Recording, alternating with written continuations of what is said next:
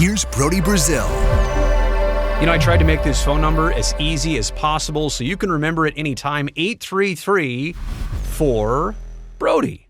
24/7, you give that a call. Don't ever worry. I'll never pick it up. Nobody's ever going to answer. It goes straight to voicemail. After the beep, you leave a really good message. Make it thoughtful, make it insightful. It can be spicy, but just, keep it respectful, keep it sensible. If it's really good, I'll use your voicemail right here on the channel. Hey, Brodie, this is Ben from Boise, Idaho. So I just wanted to know a little bit more about you. I started to follow you when the whole Arizona Coyote moving to Utah situation happened. I'm a huge Jazz fan. I love the Kraken and the Golden Knights, so I just naturally became a Mammoth fan with that. But I see that you work for the A's, you work for the Sharks, and just want to understand a little bit more about the guy that I watch YouTube videos multiple times a week from.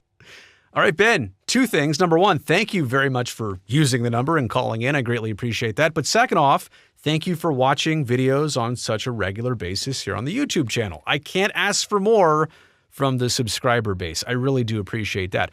I should also take a step back and explain myself sometimes. Like, who am I? Where did I come from? Because I realize that is sometimes a question. Who is this guy? They see me covering the Coyotes situation or the Tampa Bay Rays situation, and I'm not from those parts of the country, but those storylines have fascinated me. I put a lot of work and effort and research into the topics and the background so that I can present something knowledgeable and insightful that you might find valuable. But I maybe take it for granted because being a Northern California Bay Area native, a lot of people are already just familiar with me for my work in broadcasting for basically 25 years. Oh, that's that guy. That's the TV guy. He's been on my screen for years. I remember when he was a baby face. Now he can't stop the gray hairs from infiltrating his beard. But there is some familiarity with me around this region. What I kind of don't realize sometimes is that on YouTube, considering it's more of a national and global audience, that, I pop off and make a really good video and people see it all over the place and they do wonder, wait, who is this guy?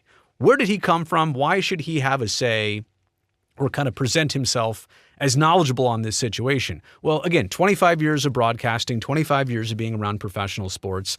As you mentioned, a lot of years covering the A's and Sharks locally. I used to work for a regional sports network here in town, in fact, for a lot of years. And so those are the two teams that I was closely tied to for a very long time. And as of right now, I don't do anything with the A's, very much detached from them.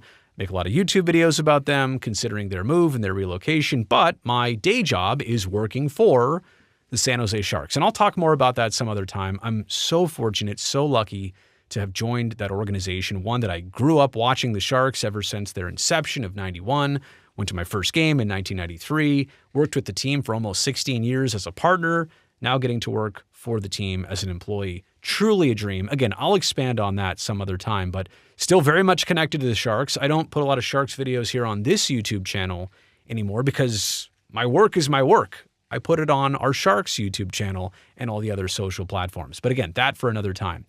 I do want to point out, though, that my start on YouTube was generally focusing on the A's and Sharks. For whatever reason, I thought, well, this is my best idea. I'll just do more of what I already do on television on my YouTube channel. But a couple years ago, I realized that maybe my aim on YouTube should be a little bit wider. Maybe this is the place where, if there is a story out there, that there is no opportunity to cover somewhere else, like on a television program. We don't have room to talk about the Tampa Bay Rays on an A's pregame show, or we don't have the room to talk about the Coyotes relocation on a Sharks postgame show. We don't do that. Old media is very laser focused. It's very structured. It's very formatted. Here on YouTube, if it's a good idea, I do whatever I want. And that's kind of the joy of being a creator, is that there is no barrier. There are no boundaries necessarily, but you don't really know who's out there and if there's even an appetite for this. I did find an appetite for these stories, things that I find interesting. I wouldn't do it if I didn't like it or if I wasn't into it. And I'm also seeing that there is an appetite for it among YouTube viewers. So my aim and my focus got a lot wider and bigger. And because of that, as I've traveled the country, people have recognized me and said, that's the YouTube guy. Watch your YouTube channel. It kind of blows my mind, actually. For so many years and decades, my thought and my focus was, hey, Northern California, Oregon, Nevada, that's basically it. And now when I put out a video, I should really think about the continental United States or the continent of North America or really the world.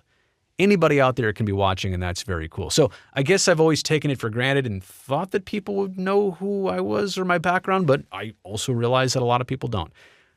I would say that my entire theme, if I could sum it up, and maybe TJ, what you were asking was for me to kind of explain who am I, like what are my hobbies, what am I like? I guess I can give you a couple of those things before we close it out, but I just wanted to say one thing about my approach.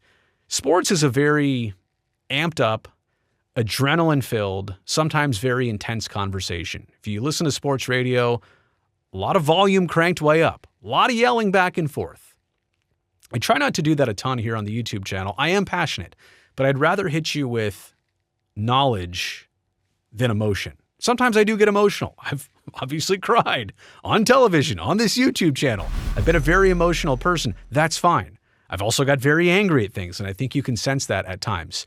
But I try to be more factual and sensible than anything else because I think that's a rare approach in sports, and it's one that I would like to see more of. And so that's how I think I try and set myself apart. That's hopefully how this YouTube channel looks a little bit different from other things you would see. As for me, 44 years old, starting to realize that life is short.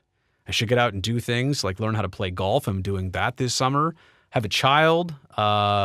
Used to be a flight instructor. I love aviation. I've always thought that someday I'd get back to it. I'm certainly not aware of when that time is going to be yet, when I'm going to have the free time to do that. There's a lot of things I want to do. There's never enough time in the day for it. I just try and come across as the same person that you're seeing here on YouTube.